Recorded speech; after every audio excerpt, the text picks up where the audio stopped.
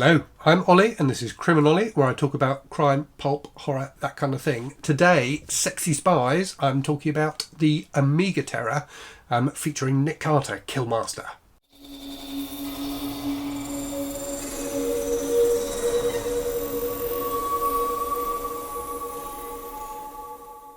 So this is another entry in my Countdown to GarbAugust series, where I'm reading a variety of trashy books in the run-up to the world's greatest ever reading event, GarbAugust, which is taking place in August, where we will be reading trashy books. So this is a spy novel from the 70s, so it came out in 1972, and this is part of a long-running series. So there were, apologies, I forgot the number, I'm going to have to check. So there were 261 books in the Nick Carter Killmaster series. They started in the early 60s and finished in 1990. Nick Carter was originally, and I've talked about him before, so I read a dime novel with Nick Carter in. So Nick Carter was originally like a kind of gumshoe detective in the late 1800s. In kind of pulpy stories back then, and then in the 60s was reinvented as Nick Carter Killmaster, who's kind of a kind of low rent James Bond ripoff. So he's American. He works for this agency called Axe. I'm not sure what Axe stands for.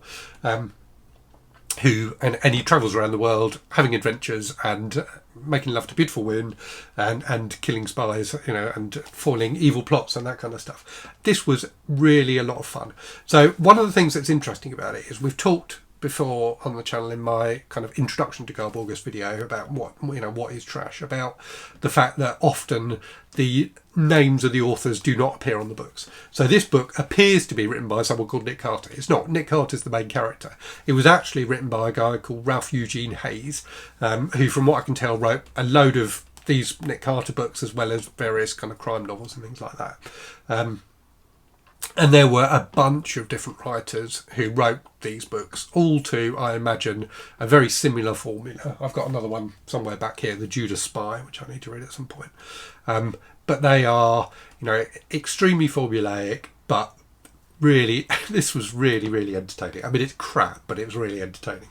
And it just plays around with all those spy tropes, just throws everything you could want at it. So to give you an example, the first chapter, which is 5 pages long, and the print's pretty big. So in the first chapter, Nick Carter, who's in Madrid, I think, he's in Madrid. So you've already got that globetrotting part there. He's been out and he returns to his hotel room. He's left powder on the handle of the door so he can tell if anyone else has got in that kind of classic Bondy way. He goes into his room. There's a beautiful scantily clad woman who he's never met before in his room, who proceeds to try and seduce him. So initially he thinks there's some sort of dodgy henchman or something like that. He can tell someone's been in there. So he pulls his gun, which is a Luger, which he calls Wilhelmina, for no apparent reason. I don't know if there's any explanation as to why he calls his gun Wilhelmina. He's also got a knife he calls Hugo. I don't know. Anyway, he goes into the room thinking there's a henchman, so there's a bit of tension there, but actually it's a beautiful scantily clad woman who proceeds to try and seduce him. He nearly gets seduced, but then manages to resist manfully and kicks her out, and then finds a note saying that if he stays in Madrid he's going to get killed, and that's the end of the first chapter. So all of that in 5 pages, and the rest of the book moves at a similar pace. It's just brilliant. There were some really pretty good action set pieces in it, including one involving like a giant wrecking ball, which was great fun. So the actual plot is about this evil doctor who's engineered this kind of plague virus which he's going to unleash in America, and it's about Nick Carter teaming up with various people to foil that plot. There's tons of action, there's tons of sex. He meets a number of different women and makes passionate love to them, and has a great time. And the whole thing was just fun. I can totally see the appeal of this series and this kind of book. It plays around a bit with the formula, but it's so reliant, it's reliant on the formula to be entertaining. And people, criticise books like this, that, where you've got 260 books in a series, all written by, largely written by different people, but all with the same feel. There's going to be a formula. And we use the term formulaic in a derogatory way, don't we, to suggest that a book's not good. but actually, when the formula is the whole point, it works perfectly.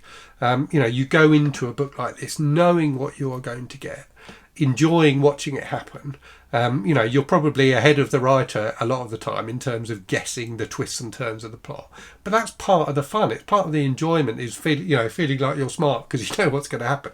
It's like watching a slasher movie and being able to predict at the start which of the characters are going to get killed and which one will be the final girl. There's a real joy to that kind of reading where you are. It feels like you are an ally with the author. So sometimes with books it feels like the author's trying to outsmart you and they're trying to be clever and they're trying to trick you. And I find this particularly with domestic thrillers nowadays, where the authors are, there always needs to be a twist. So the author's kind of deliberately deceptive and hints at, doesn't give you all the information. And when that's done skillfully, it can be enjoyable, but often it just feels cheap to me. Whereas this kind of book, which is openly cheap, I think is a lot more fun, because you are a willing partner with the author in going on this adventure, and you both know that it's going to be cheesy and kind of formulaic and a bit and just nonsense, but you're bought into it, and so it's a lot of fun. So I really love this kind of book, and I'm going to be looking out for more Nick Carter books if I see them in charity shops and things like that. I'm not going to spend a lot of money on them, but certainly when I was a kid, I remember there being tons of Nick Carter books with exactly this kind of eye-catching cover in my local library and things like that. So they were, these were pretty popular books at one point. And yeah, as I say, I can definitely see the appeal. So yeah, that's my take on the Omega Terror. Do let me know if you've read any Nick Carter books and what you think of them. So yeah, that's it for today. As always, actually it's not it for today because this is a Thursday, so this is an extra video. So this one we're going out in the morning. You'll get another review video in the afternoon. How lucky are you? And that will be of a non-garbage book as well. So yeah, anyway, thanks for watching. Hope you're safe and well. Hope you're really good stuff, and I will speak to you again very soon. Cheerio.